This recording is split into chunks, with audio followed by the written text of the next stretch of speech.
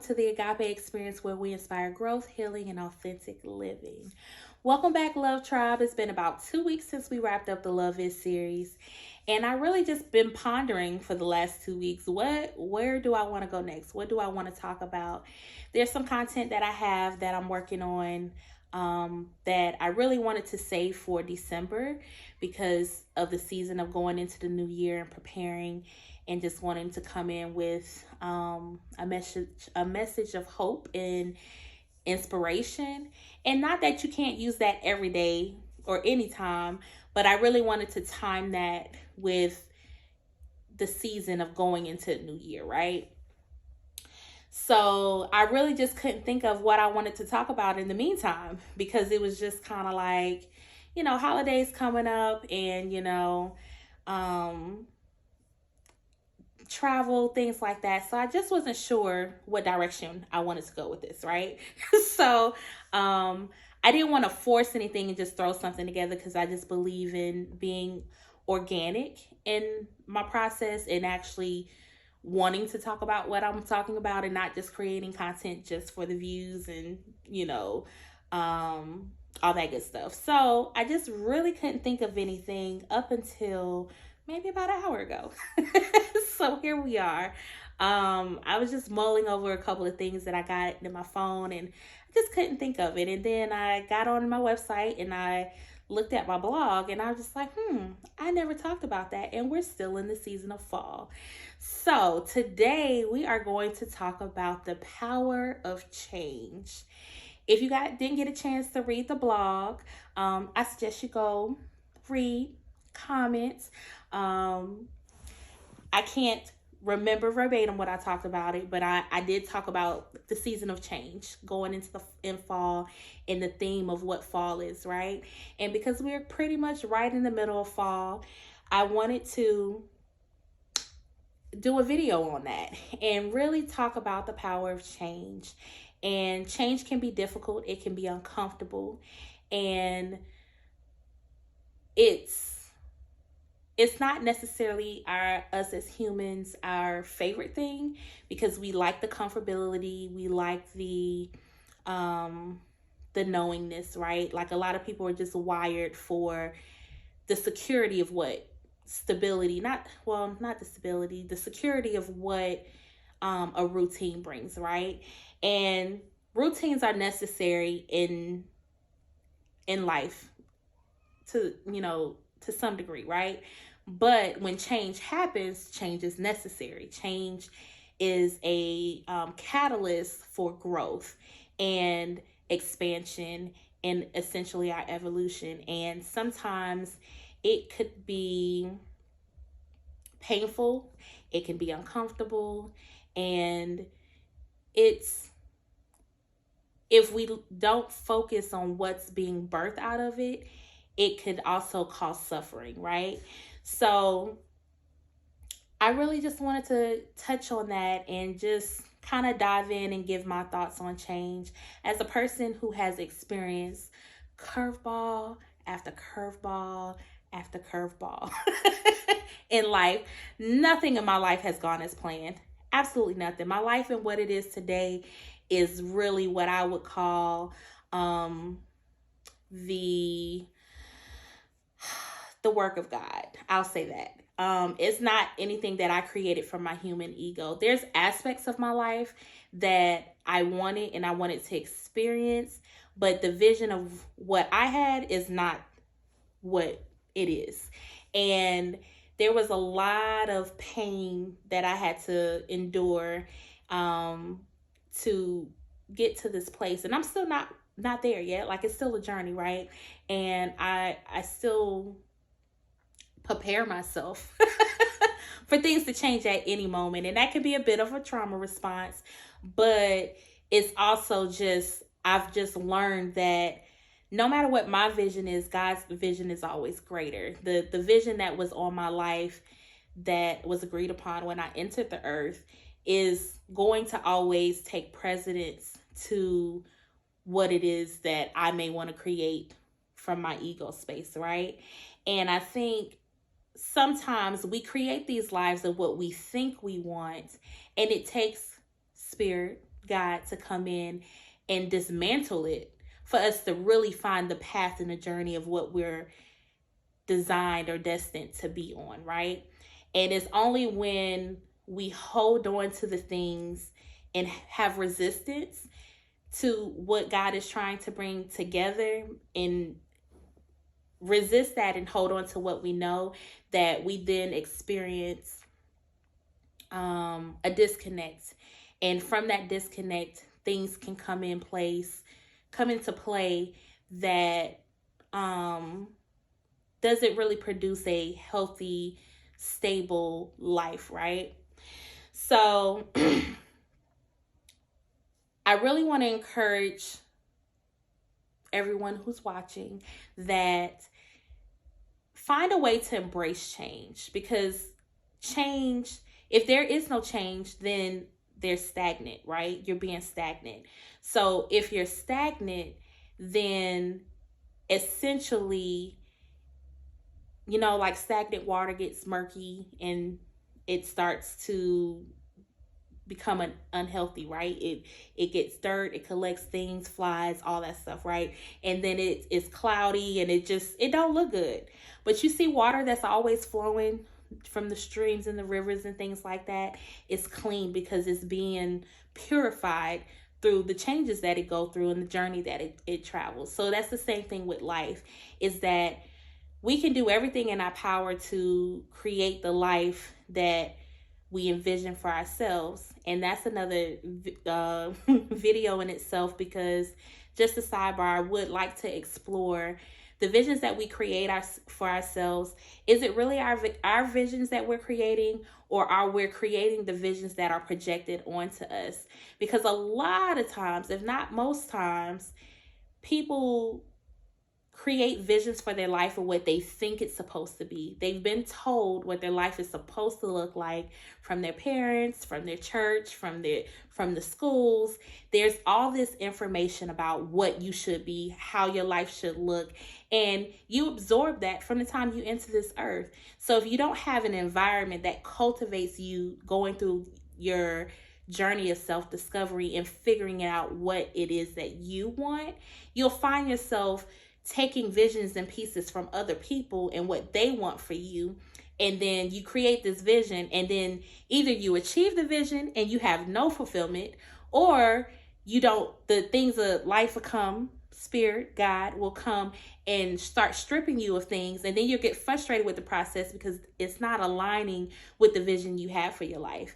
And then that can, just send you down a whole nother path. So yes, should we create a vision for our life? Yes, but we have to make sure that it's our vision. It's the vision that is coming from the inside of us, in our spirit, in the place where we go and connect with God, versus what we're being told the vision is, right? So that's going to be a video in itself, because I think that needs to be explored and talked about a little bit deeper, and ask pondering questions to kind of, be able to figure that out, right? But in the grand scheme of things, when it comes to change, so many times we have this vision of what we think we want, and then when it starts crumbling, we have a resistance to it, and we want to cling to things that aren't necessarily in alignment for where our soul is going. And it's just, I feel like life can be challenging, but it doesn't have to be miserable and hard, right? And that's not to negate anybody's trauma and anything that they've experienced, because in the earthly realm, we experience things that are traumatizing and hurtful and painful. I'm not negating those things. I'm talking solely about, you want a particular job and you don't get that job, and you focus so long on that job that you didn't get, that you're missing the blessings that's over here, because it may not be meant for you to get that job in this season, but this job over here is going to prepare you for that job. Same thing with relationships. You have your mind focused on this guy because of what you can see, but you don't get to see all the other parts of that person that, you don't that may not be in alignment with what you want, but you're so focused on this guy that you've blocked out this guy over here that is offering you the very thing that you want. But because you're focused over here, you're not even seeing what this person is offering. And we can give many examples of that, right? But the thing is that when one door closes, you focus on that door that's closed and trying to figure out how to unlock that door versus traveling through and going to open another door that may have, something even greater than what you expected behind this door. And the visual that I'm seeing right now is that meme that was going around social media where the little girl is holding this tiny, cute little bear, right? And Jesus is holding this big, massive bear behind his back. And she's just like, but I love it. I don't want to let it go. And it's just kind of like, that meme is encouraging you to let go of the things that are trying to leave your life, whether it's habits, whether it's mindsets, whether it's environments, jobs, connections, whatever it is. Let those things go when they're no longer serving you and bringing, we'll just leave it at no longer serving you and bringing you things that are good for you, that is in line with where you're going. Release those things so that you can receive greater. And right now our world is really going into transition. Excuse me. On a grand scheme of things. And then there's a lot of people that is going through spiritual transformations where things are falling apart, whether it's their career, whether it's their relationships, whether it's the image that they had of themselves and what they thought they wanted in life. People are redefining what really brings them joy, what really makes them happy.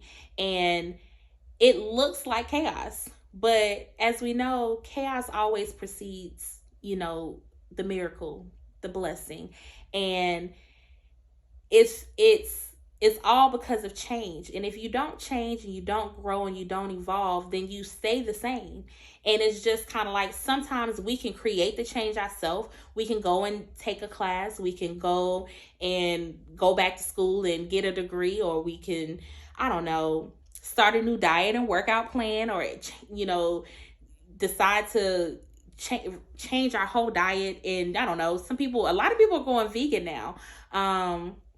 So something like that is change. And it's challenging your spirit, your mind, your body to try something new and do something totally different than what it's used to. And there's growth in that. Whether it's a physical transformation, a spiritual transformation, a mental transformation, a financial transformation. Transformation is part of change. And change, it's like you have to change something to get something new, essentially, right? And so I really want to encourage those who are experiencing change, or contemplating change, wanting to do something new, leave what they know behind to go try something new, because that's what their soul is calling them to do, to trust that calling. You may not have to do it abruptly and jump in, full force, but if something is calling you to do something different, take baby steps if necessary, because, you do value the security of your present position. And as I say that, I'm having a flashback to me picking up and moving to Chicago. Like, that was a study portion of my Bible that led me to walking away from what a lot of people was like a good job and stability in Washington, D.C., and picking up and moving to Chicago. And I had nothing in Chicago. There was no job. There was no plan. It was just, I was called to take a leap of faith, and I took it. And granted, I had a vision of what that was going to look like, but that was not what happened. But that was the breeding ground of change and evolution and growth for me. And that journey of almost 10 years living in Chicago, as hard as it was the most beautiful experience of my life. Like, there was a lot that I endured, and I'll share my story behind that eventually. But those who know me know that Chicago was the most beautiful experience I had. I loved Chicago. It's my favorite place that I've ever been. And it's just, I love Chicago. I do. However, I had this vision of Sex in the City, Siobhan, like Chicago version. I'm about to be out there living my best life. And it wasn't that. I had a lot of beautiful moments, don't get me wrong. But there was a lot of pruning and stripping and, realigning, and me really figuring out who I am and what I want. And it was a process, and it was painful, and it was not comfortable, and it was uncertain, and there was a lot of lows, but I would not change a portion of that ever. Like what I learned and I experienced about myself, it doesn't have to make sense to everybody else, but it was the most beautiful experience I did, in leap of faith that I took. And it created me to be who I am, to be able to stand on my own 2 feet, and to know who I am and what I want in life, and to find my purpose of being here talking to you. Like the vision of the Agape Experience was birthed in Chicago at a ministry in a church on a Sunday morning when my pastor was preaching about agape. And it was a perfect storm of how it came together. And that was back in 2013, 2014, I want to say. Maybe before that, maybe 2012. But either way, that those experiences and being at those appointed places at appointed times aligned me with the vision of what agape is. And even when it comes to the setbacks that I endured, those setbacks put me in the appropriate places at the appropriate times to be blessed abundantly. Like, I don't know. I can't wait to share the story. But my point is that me taking a leap and leaving the present position that I was comfortable in, where there was security, and jumping into what was the unknown, it's created something bigger and better than I could have ever imagined. So I'm going to leave it there because I don't want to beat a dead horse, but I do want to encourage you to look where change is calling in your life, to look where you can step out on faith and do something that's going to challenge you, especially as we reflect going into, winter solstice and preparing, gearing up for the new year. And I say that because to me, the new year really falls into the spring with the cycle of life. But our country here in the U.S., New Year's in January. But I would encourage anybody to really, or everybody, shall I say, to really just look where you can experience change in your life, whether it's intentional change with your job, your health, your spirituality, whatever it is what change can you implement to help you grow and evolve into a better version of yourself, and just challenge yourself to grow. So with that said, thanks for watching, and I look forward to talking to you again next week.